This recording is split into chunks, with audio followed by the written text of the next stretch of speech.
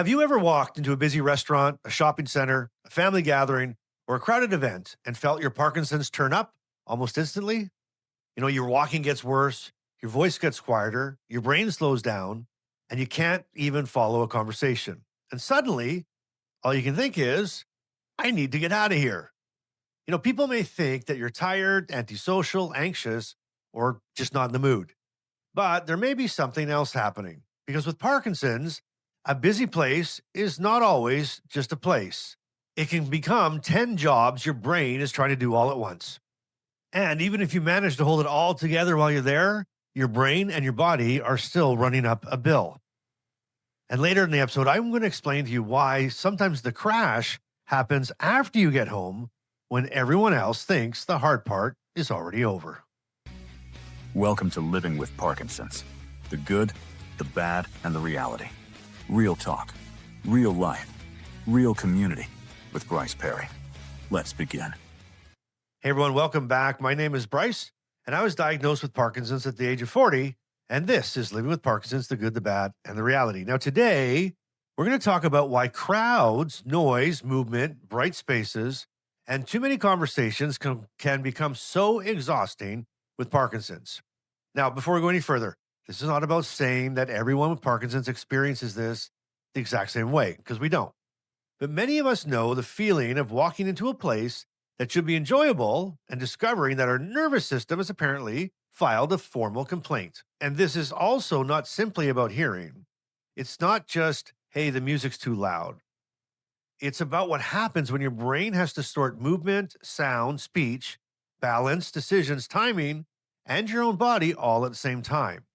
Okay, so let's begin with the first reason busy places can be so difficult. Number one, walking is no longer running entirely on autopilot. Now, most people, they don't think very much about walking, right? They stand up, they turn, they step around something or somebody. They can carry a drink, they can answer a question, they can keep moving, and all of it happens together. But Parkinson's can make movement less automatic.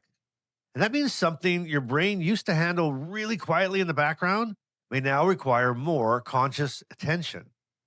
You may have to think about lifting your feet or taking a bigger step, turning carefully, avoiding the chair, or watching the person cutting across in front of you. And also try not to freeze when you're getting through the door. Now, place that inside a busy restaurant. Somebody's talking to you. A server is walking past. A chair moves unexpectedly. Music's playing. A child runs across the aisle carrying what appears to be half a breadstick and no concern for traffic laws. Your brain is not doing one thing. It is running an air traffic control center, and there are no extra runways. And that is why a crowded space can make your walking feel worse even when we're moving reasonably well 5 minutes before. You see, the disease did not suddenly progress between the parking lot and the appetizer, but the demands changed.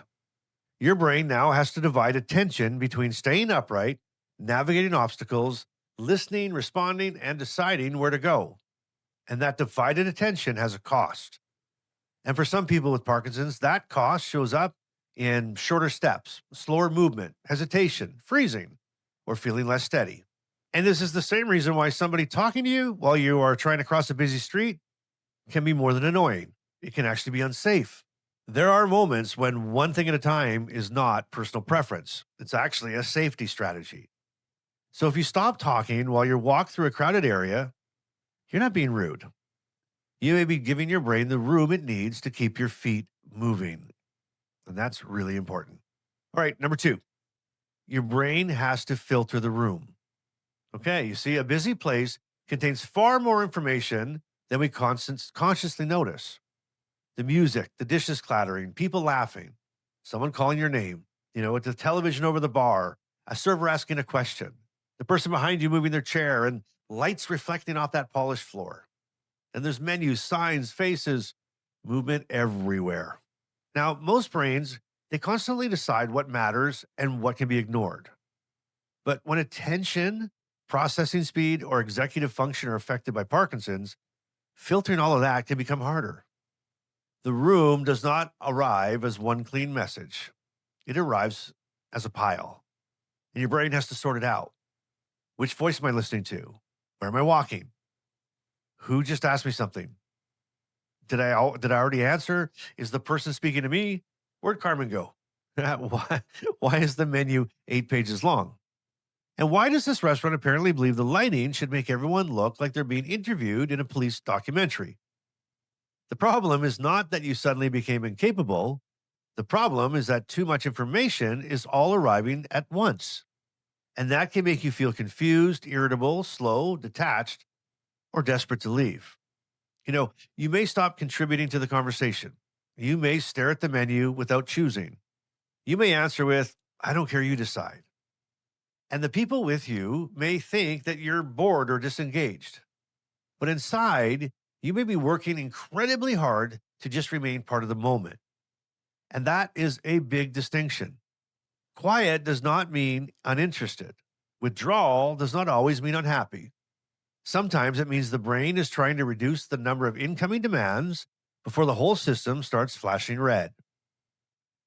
Okay, now if that's happened to you, put too much at once in the comments. Too much at once. And then just like restaurant or Costco after it. Where did it happen?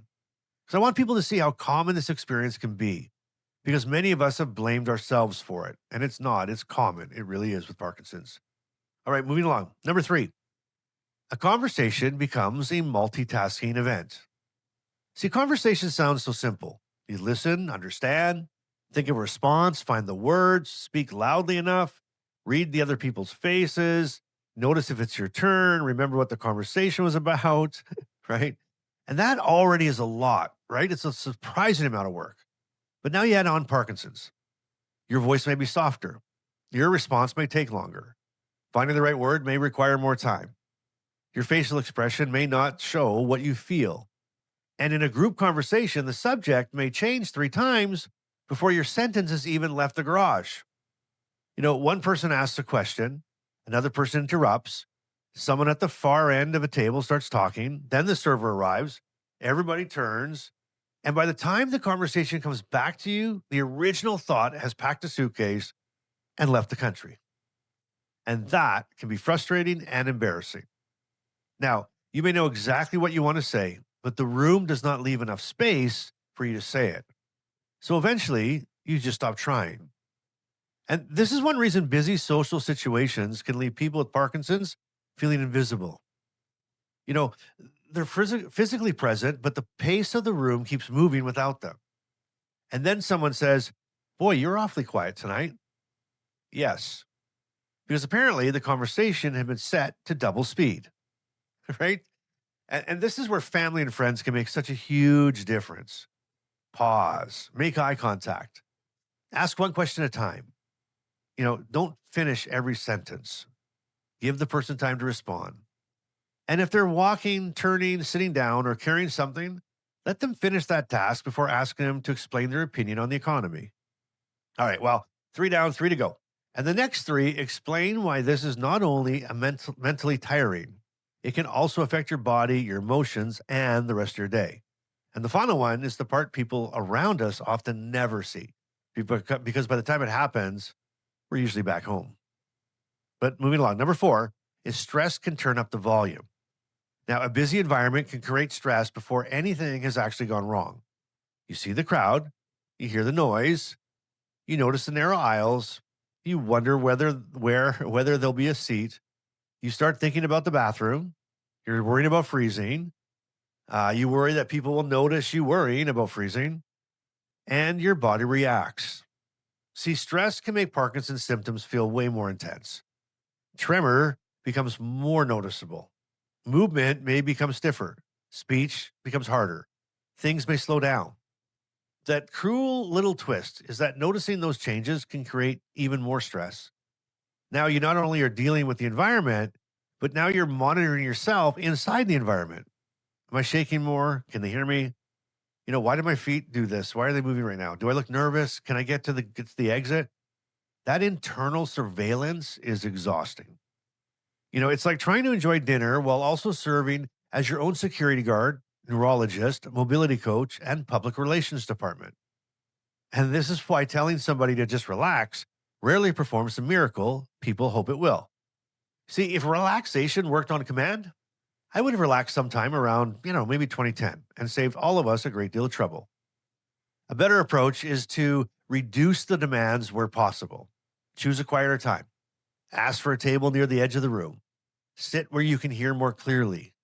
Know where the washroom is. And give yourself permission to step outside. And always plan an exit before you need one. An exit plan does not mean you expect failure. It just means that you've given yourself options. And options can reduce the feeling of being trapped and reduce the stress. So there you go. All right, number 5 is visual clutter can affect how you move. See, busy places are not only noisy, but they're visually crowded. People are moving in different directions.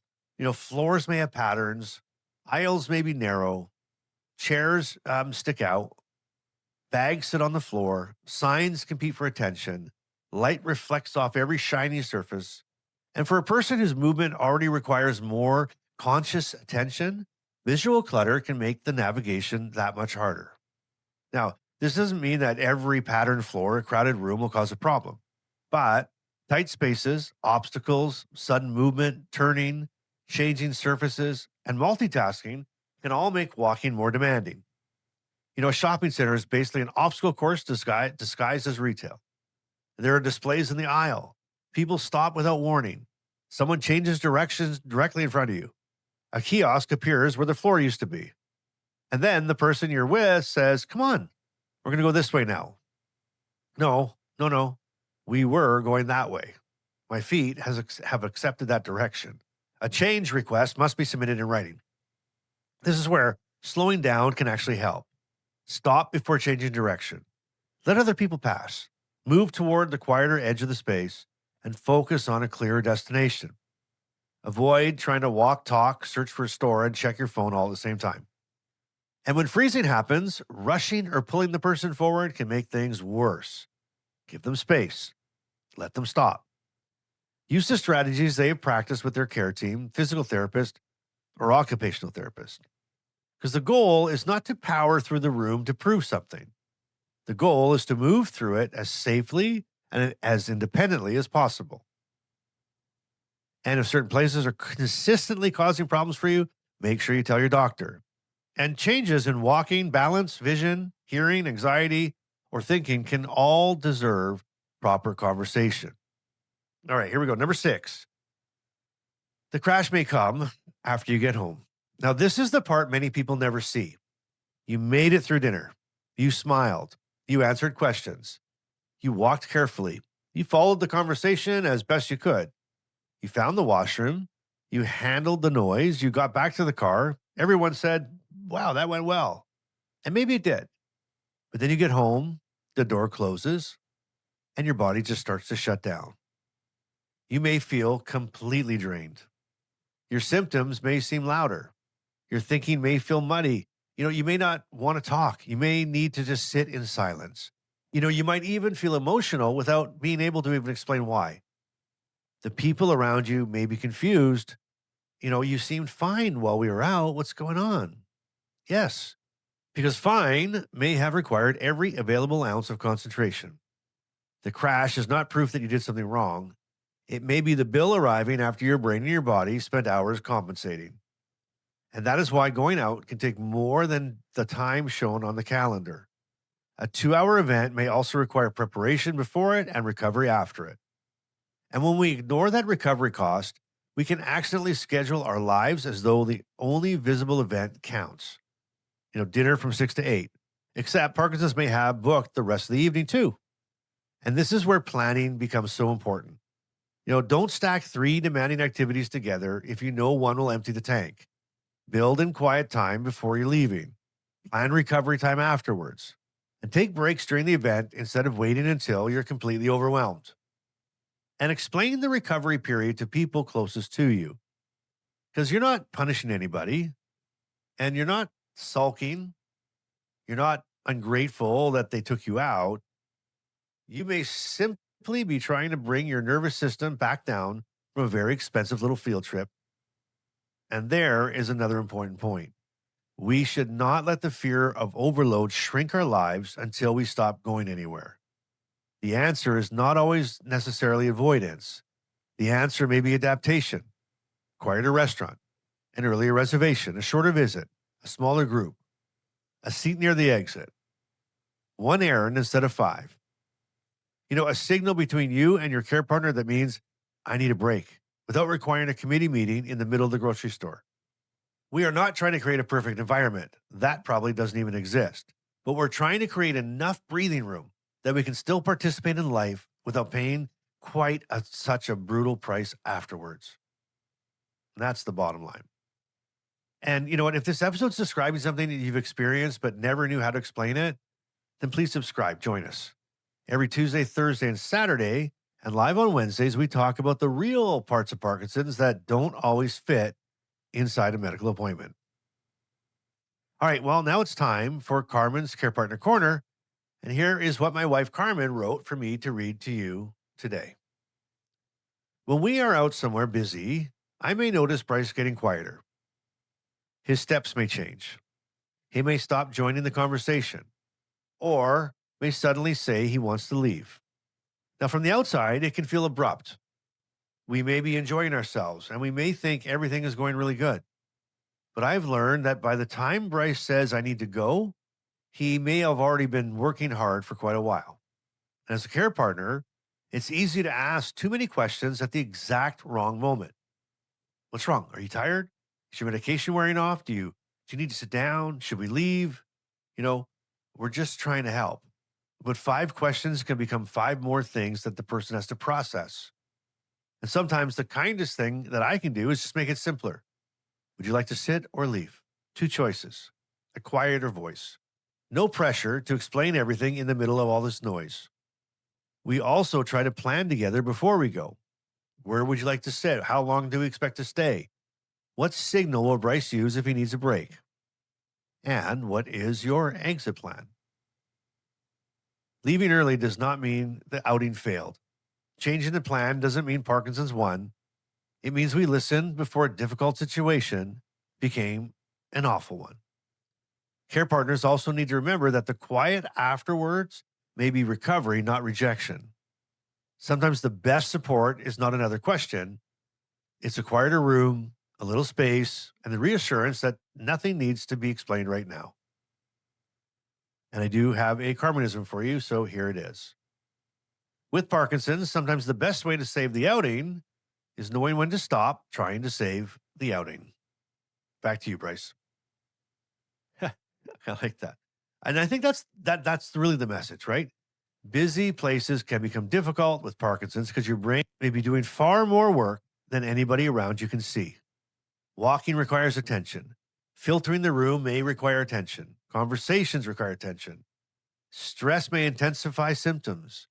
Visual clutter may make movement harder. And the recovery costs may arrive after everybody else thinks the event is finished. Now, again, none of that means you're weak. It doesn't mean that you're antisocial, and it doesn't mean that you should stop participating in life. It means that participation may need a different plan. So, with that, here is your Bryceism for the day. Sometimes leaving early is not giving up, it's just beating Parkinson's to the parking lot. All right, let me know in the comments. What kind of place is hardest for you? A restaurant, a shopping center, a family gathering, a concert, grocery store, or maybe somewhere else?